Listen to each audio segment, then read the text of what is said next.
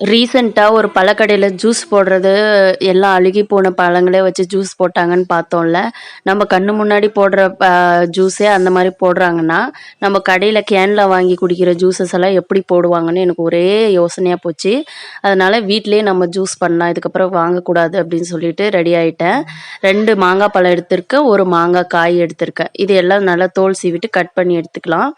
அந்த மாங்காவையும் நல்லா கட் பண்ணி எடுத்துட்டு, நல்லா ஒரு கப் அளவு தண்ணி சேர்த்துட்டு ஒரு பாத்திரத்துல, அதுக்கப்புறம் நம்ம கட் பண்ணி வச்சிருக்க மாங்காவெல்லாம் போட்டு நல்லா கொதிக்க விடலாம். இதுல 1 கப் அளவு சர்க்கரை சேர்த்து, நல்லா அந்த மாங்காய் வேகுற அளவு கொதிக்க விட்ட அப்புறம் ஒரு மிக்ஸி ஜார்ல நம்ம வேக வச்சிருக்க மாங்காய், அதுக்கப்புறம் தண்ணி எல்லாத்தையும் சேர்த்து நல்லா அரைச்சிட்டு, ஒரு ஃபில்டர்ல சேர்த்து நல்லா ஃபில்டர் பண்ணி எடுத்தா, சூப்பரான மாங்காய் ஜூஸ் ரெடிங்க. நம்ம கடையில மாஸா வாங்கி குடிப்போம்ல, அதே டேஸ்ட்ல இருக்கும். கண்டிப்பா ட்ரை பண்ணி பாருங்க.